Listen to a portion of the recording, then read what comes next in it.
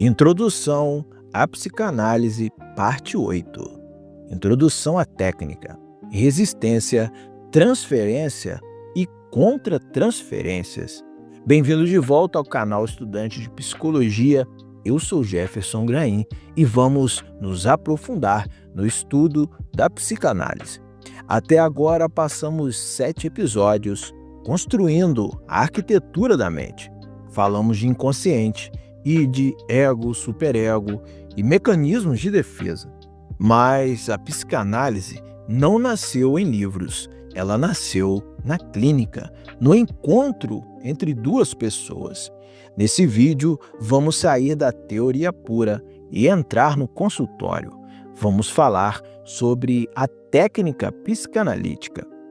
Quando Freud começou a tratar seus pacientes, ele percebeu que o tratamento não era linear.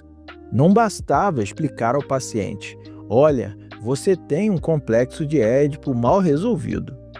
O paciente concordava intelectualmente, mas o sintoma continuava lá. Freud descobriu que para haver cura é necessário reviver o conflito ali na sala com o médico. Nesse vídeo vamos estudar os 2 pilares que sustentam e, ao mesmo tempo, atrapalham todo o processo analítico, a resistência e a transferência. Vamos entender por que o paciente luta contra a própria melhora e por que ele começa a amar ou odiar o seu analista sem motivo aparente. A resistência, o paradoxo da cura. Começamos pelo fenômeno que mais frustra terapeutas iniciantes, a resistência. Freud notou um paradoxo.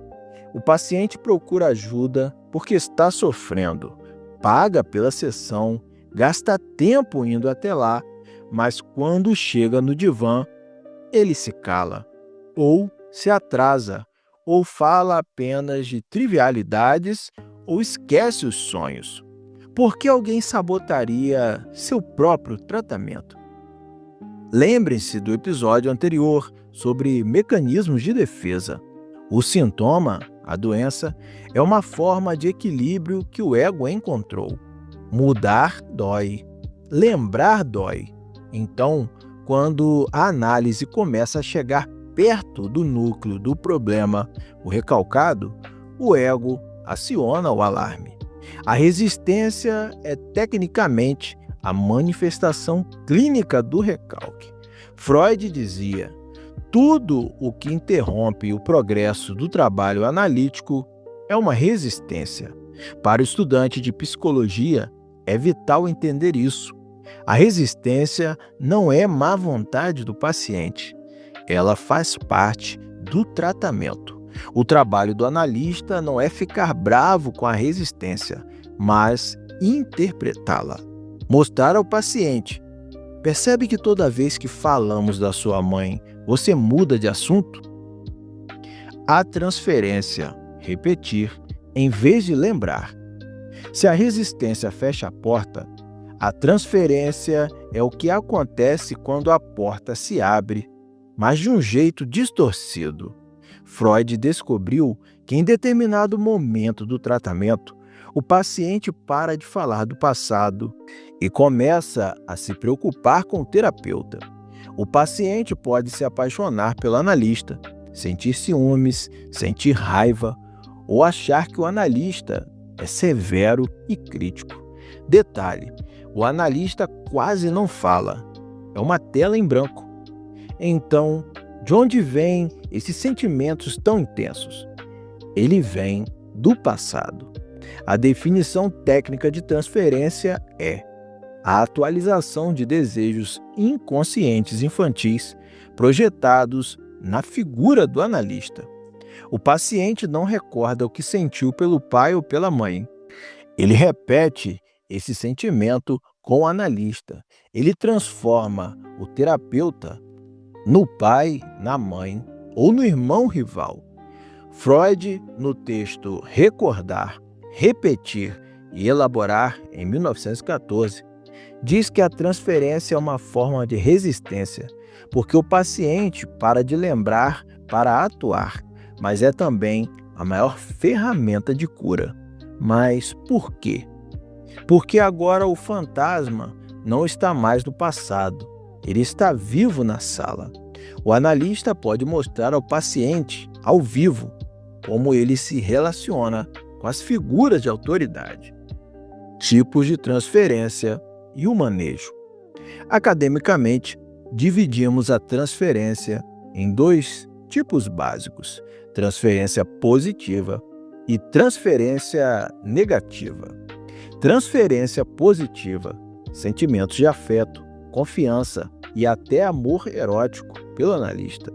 É necessária para que o trabalho comece, a aliança terapêutica.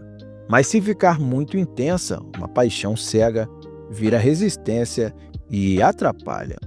Transferência negativa, sentimentos de hostilidade, desconfiança, inveja e agressividade. É fundamental que apareça.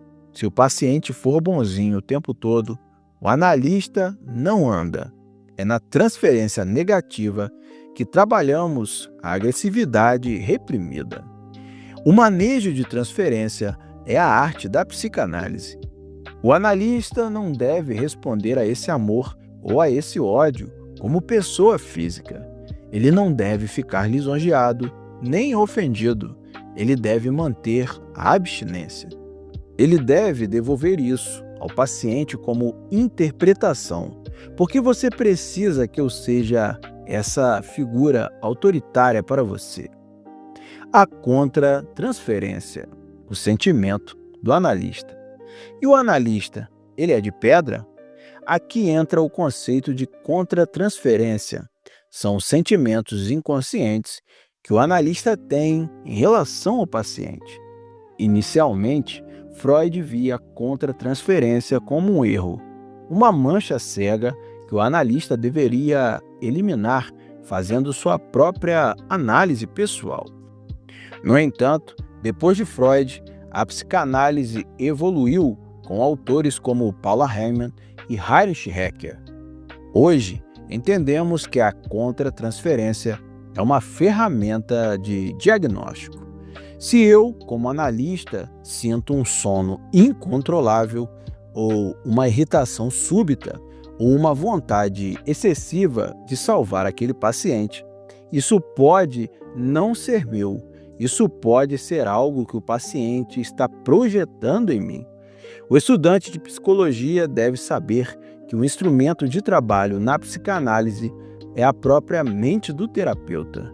Por isso, o tripé de formação é rigoroso: estudo teórico, supervisão e análise pessoal. O inconsciente fora do consultório. Portanto, a técnica psicanalítica não é dar conselhos, é criar um espaço seguro onde a resistência possa ser vencida e a transferência possa ser analisada, transformando a repetição cega em memória consciente. É o que Freud chamou de elaboração. Mas será que o consciente só aparece quando deitamos no divã? Será que essa sabotagem da resistência ou essas trocas de nomes da transferência só acontecem dentro da clínica? Claro que não. O inconsciente não dorme. Ele vaza a nossa vida cotidiana o tempo todo. Quando você esquece a chave de casa, quando você troca o nome do seu namorado pelo do ex, ou quando você conta uma piada que revela uma verdade proibida. Isso é técnica? Não. Isso é psicopatologia da vida cotidiana. E é exatamente sobre esses erros que revelam verdades que falaremos no nosso próximo estudo. Vamos descobrir por que, para Freud, não existe acidente na fala. Eu sou Jefferson Grem, estudante de psicologia, e esse é o seu canal. Está gostando do conteúdo? Compartilhe, envie para os seus amigos, comente aqui embaixo suas percepções, curta e, é claro, se inscreva em nosso canal. Beba uma água, pegue um café, vire a página do seu caderno e vamos para o próximo estudo no próximo vídeo. Te aguardo.